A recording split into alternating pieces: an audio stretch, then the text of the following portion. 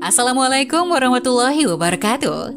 Halo Sobat Setia Fakta Kehidupan. Tidak lupa kami sampaikan salam sehat, salam sejahtera, semoga tercurah segala bentuk kebaikan dan juga kita semua dalam lindungannya. Seperti biasa, kita akan berbagi kisah dari yang unik, menarik, sampai bikin nangis. Mari kita simak kisahnya.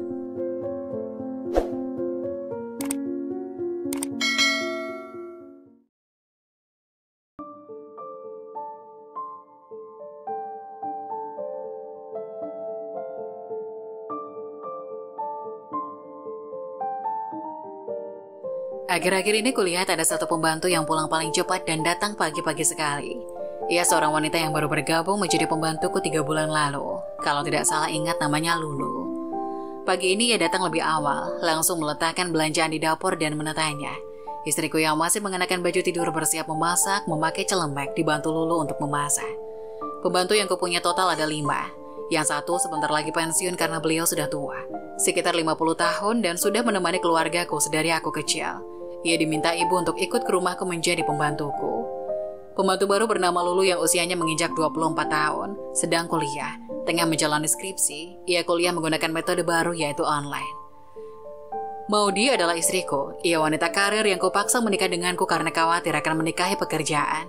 Bersyukur ia sekarang bucin dan mencintai dengan tulus. Bu, saya pengen mangganya juga. Lulu bercanda, menunjuk mangga muda yang menjadi kesukaan Maudi saat ini karena ia tengah hamil. Maudi terkekeh, ia selesai mengupas mangga itu, memotong menjadi beberapa bagian dan menyuapkan satu potong ke hadapan Lulu. Lulu sungkan, ia merasa statusnya tidak pantas, tapi Maudi tidak peduli, memberikan potongan mangga itu ke tangan Lulu. Kamu kayak lagi ngidam aja, Lu. Kekehku melihat Maudi dan Lulu berbagi mangga.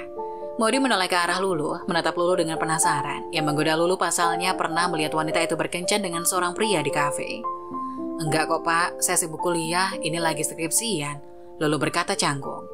Kami hanya bercanda Lu, jangan dipikirin. Ucap Maudi menepuk bahu Lulu, kembali berkutat dengan peralatan dapur. Aku duduk di meja makan menyeruput kopi tanpa gula dan membaca berkas kantor yang dikirim rekan kerjanya. Sarapan sederhana dari istri tercinta tersaji di depan mata. Aku tersenyum pada Maudi, Lulu langsung beranjak pergi memberi kami ruang untuk sarapan bersama. Maudi duduk di sampingku, mengambilkanku nasi serta sup mie jagung lengkap dengan tempe dan tahu. Bersama-sama kami berdoa makan, kemudian menyantap makanan dengan nikmat. Tidak ada suara selain denting sendok dengan piring. Aku pertama yang selesai, kutunggu Maudi beberapa saat sampai ia menyusulku. Mas, mandi dulu, aku siapin bajunya. Tutur Maudi mulai membuka lemari. Aku mengangguk, mengambil handuk lalu ke kamar mandi. Air dingin yang menyegarkan merasuk kulitku, melemaskan otot dan menyegarkan tubuh selepas tidur. Selesai mandi, aku berganti pakaian ke kamar. Giliran Maudi yang ke kamar mandi. Aku dan Maudi satu kantor, kami bisa pergi berangkat bersama-sama lalu pulang bersama jika salah satunya tidak lembur. Setiap Maudi lembur, aku akan menjemputnya, apalagi dikala ia tengah mengandung janinku yang berumur 3 minggu. Dokter bilang masih rawan keguguran, jadi harus dijaga dengan baik. Sebisa mungkin aku menghibur Maudi setiap pulang kerja supaya tidak stres dan mempengaruhi kesehatan janin. Ayo mas. Maudi menenteng tas dengan pakaian rapi. Ia berjalan anggun ke arahku, meraih tanganku untuk dirangkul dengan senang hati, lalu menuntunku masuk mobil. Aku berjalan memutar ke dalam mobil, mengemudikan mobil keluar pekarangan rumah. Kami bekerja di tempat yang sama, mempermudahkanku menjaga Maudi jika ada apa-apa. Gelagat aneh Lulu berlanjut hingga sebulan. Kulihat ia gelisah, aku mengernyit langsung, bingung, menghampirinya dan menepuk bahu kanan Lulu. Kamu kenapa Lu? Tanyaku. Saya mau ngomong sesuatu Pak, tapi tunggu ibu pulang. Tuturnya masih memberiku senyum. Aku mengangguk saja, duduk di sofa sambil melihat pintu. Mau dipamit ke rumah tetangga 5 menit yang lalu. Ia ingin membeli bubur yang diidamkan tadi malam, menolakku temani. Mas, panggil Maudi datang dengan sumringah. Ia menunjukkan satu kresek putih dengan 2 bungkus kertas minyak berisi bubur. Aku mengangguk dan tersenyum, menyuruh Maudi untuk segera makan. Kulirik Lulu yang perlahan menyingkir dari dapur, memberi ruang untuk kami. Tadi Lulu mau ngomong, tapi nunggu kamu sekalian, kayaknya hal penting. Kataku menatap wajah Ayu Maudi. Maudi bingung, Lulu itu pendiam dan pemalu, jarang banget ngomong sama kita kalau nggak kita yang mulai. Kayaknya ini penting deh. Aku setuju, gelagat aneh Lulu pasti gara-gara ia punya masalah. Selesai kami makan, Maudi mencari keberadaan Lulu. Mbok Sarni yang menyapu halaman melihat kami memanggil nama Lulu lantas angkat suara. Salia tadi Lulu pulang bu pak, nggak izin tah. Tutur Mbok Sarni. Aku saling pandang dengan Maudi, tanpa harus bicara mata kami sudah mengatakannya. Enggak Mbok, kayaknya Lulu lagi sibuk kuliah. Ya udah, makasih Mbok, semangat, kata Maudi menunjukkan kepalan tangan pada Mbok Sarni. Senyum Mbok Sarni yang membuat kedua matanya tinggal segaris menjadi ciri khasnya, walaupun sudah banyak timbul keriput di wajahnya. Seminggu sudah Lulu tidak kembali ke rumah. Aku dan Maudi berusaha tenang serta tidak khawatir. Walaupun Lulu hanya seorang pembantu, namun ia sudah menjadi bagian dari keluarga ini. Mengingat ia masih muda dan hanya tinggal sendiri di ibu kota yang besar ini. Maudi menghela napas, menatapku dengan mata berair. Ia sudah banyak kepikiran. Aku mengusap perut yang terasa membuncit mengandung anakku. Lulu gak akan kenapa-napa, tenang saja ya. Tambahku memberi kecupan di dahi Maudi. Kami berpelukan menatap layar televisi dengan hikmat. Setidaknya itu sebelum muncul suara ketukan keras di pintu. Aku terkejut, kupikir ada maling atau penjahat. Sejenak kuintip melalui kaca jendela, ternyata itu Lulu. Aku mengantarkan pada Maudi. Wanita itu langsung bergegas membuka kunci pintu dan menatap wajah Lulu yang lebam serta air mata yang mengering di pipinya. Kamu kenapa, Lu? Maudi khawatir, menunduk Lulu duduk di sofa sambil mengusap punggungnya. Aku bergerak ke dapur mengambil air putih, menyodorkan pada Lulu agar tenang. Setelah dirasa tenang, Lulu menatap kami berdua. Ia mengusap perut seperti yang terakhir kali kulihat. Aku hamil, Bu, Pak. Tapi pacarku tidak mau tanggung jawab. Aku ingin aborsi. Pacarku tidak mengizinkanku aborsi. Ia ingin aku melahirkan anak ini dan mempermalukanku. Lulu kembali nangis. Maudi merasakan penderitaan Lulu. Ia memeluk wanita itu dengan mata berkaca-kaca. Saya laporkan polisi saja ya. Tawarku yang membuat dua wanita itu kompak menggeleng. Saya pasti akan dipukul lagi. Saya tidak tahu mau pacar saya apa. Saya tidak boleh aborsi tapi dia tidak mau tanggung jawab. Aku terkejut, pria mana yang berani main kasar dengan wanita bahkan sampai memukul. Ini sudah keterlaluan. Ini harus dilaporin Lu. Soal anak kamu bisa tinggal di sini sampai kamu melahirkan. Tidak akan ada yang melihat kecuali orang di rumah ini. Giliran Maudi yang buka suara. Orang tua aku, Bu, mereka sudah tahu. Ibu mengusirku dan tidak boleh pulang ke rumah selain membawa suami. Mereka juga pasti menanggung malu. Aku sangat menyesal, Bu. Lulu memohon-mohon, ia berderai air mata di pelukan Maudi. Aku turut bingung, solusi apa yang bisa membantu Lulu? Pak Rio mau menikahi saya.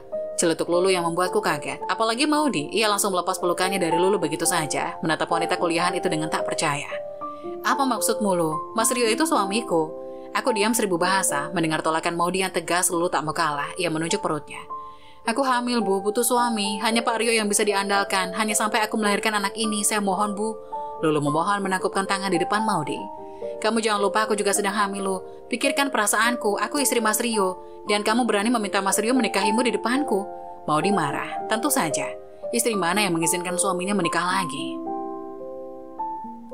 Saya tahu ibu sedang hamil, tapi ibu gak malu dengan kehamilan itu. Sedangkan saya malu, Bu. Lulu malah semakin memaksa. Kulihat wajah Maudi sudah menunjukkan ketidaksukaannya terhadap Lulu. Ketika kalian menikah, siapa yang paling merasa malu nanti? Saya. Istri Mas Rio yang duduk di kursi tamu dan kalian tersenyum bahagia di pelaminan. Apa kata orang, Lu? Maudi mulai menjerit. Ia sungguh kesal dan sakit hati. Bu, Lu, sudah. Kamu bisa tinggal di sini malam ini. Saya mau ke kamar sama Maudi. Aku menarik Maudi pergi ke kamar. Tidak kupungkiri masalah ini serius. Maudi yang tengah hamil dan Lulu yang juga hamil memintaku menikahinya. Di kamar, aku menatap wajah Maudi yang masih marah. Kubujuk ia supaya tidak marah lagi. Tidak baik membawa amarah hingga tidur. Kuusap tangannya, mencium punggung tangan beberapa kali. Kubuat wajahku sejelek mungkin agar Maudi tertawa. Beruntung ia tersenyum, lalu memelukku. Kami tidur seperti biasa. Maudi yang tengah hamil harus dijaga dengan baik apalagi kandungannya masih seumur biji jagung. Keesokannya, karena hari libur aku mengeluarkan motor yang tak lama kupakai. Hendak mencucinya seperti biasa, Maudi yang memasak. Karena belum bersedia bahan yang akan dimasak, Lulu dan Maudi belanja di tukang sayur yang biasa lewat di depan rumah. Bukan hanya Maudi dan Lulu yang belanja, melainkan banyak ibu-ibu yang menggerombol. Awalnya mereka bicara macam-macam, bahkan menggodaku juga yang pagi-pagi sudah mencuci motor. Namun tiba-tiba mereka menyinggung Lulu. Lulu masih muda ya? Sudah nikah belum? Tanya salah seorang ibu-ibu pada Lulu. Lulu dengan kepribadiannya yang pemalu menggelengkan kepala sambil tersenyum. Ibu-ibu di sana memaklumi. Tapi perutnya buncit ya, kayak lagi hamil, sampai ngalahin perutnya Bu Maudi. Celetuk ibu yang lain yang membuat sontak menoleh ke arah gerombolan itu. Biasa itu Bu, anak muda, suka jajan yang apa itu, viral di medsos, timpal ibu yang lain. Kulihat Lulu menenteng belanjaannya dengan tertunduk, matanya menyorot lurus ke tanah sedangkan tangannya meremas kantong belanjaan. Tak berselang lama, Maudi menyusul, aku mencegatnya. Maudi, kasihan Lulu. Belum selesai aku bicara, Maudi sudah menyerobot. Aku gak peduli, salah sendiri mau begituan sama pacarnya. Padahal belum nikah, tuturnya melewatiku begitu saja. Ibu-ibu yang melihat menggodaku, mereka menganggap aku sedang romantis bersama Maudi. Kutanggapi dengan senyum paksaan. Aku dengan memboncengkan Maudi berkeliling kota sambil menikmati angin dari jalanan yang sudah lama tidak kurasakan. Kami memutuskan untuk berhenti di kafe. Menuruti kemauan Maudi yang ingin makan dessert. Aku mengambil kesempatan ini untuk pembicaraan masalah Lulu. Maudi sayang, ayo bantu Lulu, kasihan dia. Aku janji hanya sampai anak Lulu lahir, aku akan menceraikannya. Aku membujuk Maudi dengan suara lembut, mengusap punggung tangannya menggunakan jempolku. Maudi membuang muka, sudah malas membicarakan masalah Lulu. Aku memenggangnya lagi, masih berusaha membujuknya. Mas, pikirin perasaanku, aku menyelah. Aku tahu gimana jadi kamu pasti cemburu, sakit hati, dan gak rela aku menikahi Lulu. Tapi kamu tahu aku akan menceraikan Lulu setelah anaknya lahir. Mana Maudi yang baik hati, kemana istriku yang mempercayaiku. Aku menatap Maudi dengan memohon, ia tampak diam memikirkan perkataanku. Dessert datang kemudian, dalam diam Maudi memakan apa yang dipesan, aku tidak lepas memandangnya. Hingga kembali ke rumah, Maudi masih terdiam. Entah apa yang ia pikirkan, tapi aku melihat Maudi menghampiri Lulu. Aku panik, takut mereka kembali berdebat. Namun prasangkaku salah, Maudi mengizinkan Lulu dinikahi olehku. Lulu berterima kasih pada Maudi. Aku juga berterima kasih kepada Maudi saat kami berada di kamar, memeluknya dengan erat, ini Maudiku. Esoknya kami berdua libur, izin tidak bekerja untuk mengurus pernikahanku dengan Lulu. Maudi yang mengurus segala hal yang diperlukan di rumah. Aku dan Lulu pergi keluar kota untuk melamar Lulu sekaligus membawa orang tua Lulu untuk menyaksikan pernikahan. Ibu Lulu begitu senang melihat kedatanganku. Beliau bersemangat ketika aku mengajaknya untuk datang ke rumahku dengan mobil. Keluarga Lulu berjumlah 3, kedua orang tua Lulu dan saudara Lulu yang masih kecil. Kami segera berangkat kembali ke rumah karena mengejar waktu. Sembari menyetir aku berkomunikasi dengan Maudi lewat telepon. Ia mengobrol banyak tentang persiapan di rumah yang serba dadakan. Terdengar suara kajang yang berderit menyala, pembicaraan Maudi. Mas, panggil Lulu yang mengejutkanku. Aku yang tak terbiasa dipanggil Mas oleh pembantuku sedikit gugup. Ibu lagi ngeliatin kita, matiin teleponnya. Lalu berbisik padaku. Aku sedikit melirik Ibu Lulu di belakang. Aku menghela napas, berbisik ke telepon untuk mengakhiri panggilan dengan Maudi. Sampai di rumah sudah sore sekitar pukul 4, aku menghampiri Maudi hendak mencium kening istri tercinta. Namun urung tatkala Ibu Lulu melihat ke arahku. Acara akan dimulai pada malam harinya, makanya Maudi mengusahakan semua persiapan selesai sebelum pukul 8. Lulu menghampiriku setelah ia kupinta mandi. Ia menyuruhku mandi dan bersiap, sedangkan Lulu akan dirias di kamarku dengan Maudi. Lulu sempat menyapa Maudi yang masih sibuk mengkoordinasikan tempat pernikahan, yang paling penting ialah pelaminan. Tak kusangka acara pernikahan berjalan begitu saja.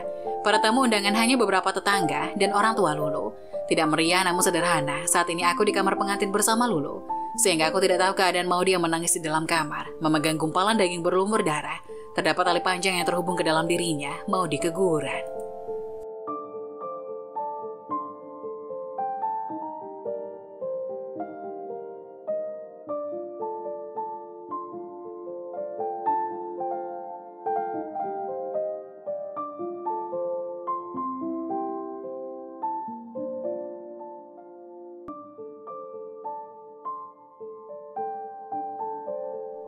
Istri sering pulang larut malam, kecurigaan pria ini tentang istrinya akhirnya terbongkar.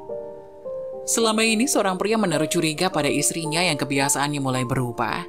Seorang suami begitu terluka mengetahui istrinya telah berselingkuh. Mulanya pria itu curiga dengan tingkah laku istri yang selalu kerja pagi, buta, dan pulang larut malam. Suaminya berinisial Lu, 30 tahun. Diam-diam mengikuti istrinya selama seharian. Ketika itu sang istri mengaku akan mengantarkan anaknya sekolah sebelum pergi ke kantor, padahal waktu itu masih menunjukkan pukul 6 pagi. Tak disangka usai mengantarkan anaknya ke sekolah, Sinta, nama samaran, ternyata tidak langsung pergi ke kantor, melainkan ke sebuah hotel. Suami pun terus mengikuti istrinya hingga ke kamar hotel tanpa diketahui sang istri. Di kamar hotel tersebut, Lu akhirnya menemukan kebenaran soal kelakuan sang istri di belakangnya. Dikutip tribunnewsbogor.com dari iva.vn Rabu 5 Januari 2021, Lu dan istrinya Sinta telah menikah selama bertahun-tahun dan punya seorang putri. Pernikahan tersebut tampak bahagia, apalagi ketika suami dan istri itu memiliki pekerjaan tetap dan penghasilan tinggi. Pasangan suami istri ini tinggal di sebuah perumahan elit di kawasan kota Zibo, Provinsi Shandong. Akan tetapi baru-baru ini Lu memperhatikan bahwa istrinya mulai bertingkah aneh. Sinta sering berangkat kerja lebih awal dan pulang larut malam, sangat berbeda dari kebiasaannya dulu. Sang suami pun mulai curiga bahwa istrinya memiliki pria lain di luar. Namun Lu tidak dapat menemukan bukti, jadi dia tidak berani mengkonfirmasi. Pada Maret 2021, Sinta mengatakan dia akan mengirim putrinya ke sekolah lebih awal. Melihat Sinta yang terlihat buru-buru, suami curiga, sehingga dia diam-diam mengikuti. Tanpa diduga, setelah mengantar putrinya ke sekolah, Sinta tidak langsung bekerja, tapi berbelok ke sebuah hotel. Lu mengikuti istrinya di pintu kamar hotel, tapi Sinta tidak menyadari. Berdiri di luar pintu kamar hotel, Lu terkejut mendengar suara istrinya bersama seorang pria. Namun jika didengar baik-baik, pria yang ada di dalam kamar hotel bareng sang istri itu bukanlah staf hotel tersebut. Hal itu karena terdengar Sinta mengurai ucapan manja pada pria itu. Sontak kecurigaan Lu pun semakin menguat dan yakin bahwa Sinta diam-diam berselingkuh di belakangnya. Ia geram mengetahui bahwa istrinya tega berselingkuh di belakangnya. Lu langsung menggedor pintu dan sekaligus memanggil nama istrinya agar orang yang ada di dalam kamar membukakan pintu. Namun tidak ada suara di dalam, dan tidak ada yang datang untuk membukakan pintu itu. Pada akhirnya Lu turun untuk mencari resepsionis hotel, berbohong bahwa dia lupa kartu kunci kamarnya untuk mendapatkan kartu lain. Kemudian Lu tiba-tiba membuka pintu, masuk ke kamar dan menyaksikan pemandangan yang mengejutkan. Sinta berhubungan dengan pria lain di tempat tidur. Pria itu tak berbusana, sementara Sinta hanya mengenakan pakaian dalam. Kepergok sedang berhubungan dengan istri Lu, pria itu pun langsung menutup tubuhnya pakai selimut. Namun Lu tidak dapat mengendalikan emosinya. Ia pun bergegas meninju pria itu berkali-kali hingga jatuh terkapar. Kemudian suami mengambil ponselnya untuk mengambil gambar dan video perselingkuhan istrinya dan pria asing itu sebagai bukti. Terlalu takut dengan tindakan suaminya, Sinta hanya bisa duduk diam. Sinta pun meraih baju yang tercecar di bawah tempat tidur untuk menutupi tubuhnya. Setelah melampiaskan amarahnya, Lu meminta syarat uang 135 juta rupiah dari sang istri. Suami mengaku tidak akan menyebarkan video yang sudah direkamnya dan tidak akan dilaporkan ke polisi. Meski dalam keadaan burka, suami mengaku memikirkan nasib putrinya kelak jika mengetahui ibunya berselingkuh. Sinta tak setuju, dia hanya bisa mentransfer 56 juta kepada suaminya. Namun sang suami terus-menerus memeras istrinya Sinta 5 kali hingga 7 kali. Bosan dengan tuntutan itu, Nyonya Sinta memutuskan untuk memanggil polisi. Lu ditangkap atas tuduhan pemerasan, akhirnya dijatuhi hukuman 6 bulan penjara. Pada November 2021, Sinta mengajukan gugatan cerai di pengadilan, meminta untuk mengakhiri pernikahannya dengan Lu. Saat ini Lu telah dibebaskan dari penjara dan kini sedang bersiap untuk pergi ke pengadilan untuk menemui Sinta untuk menyelesaikan perceraian mereka.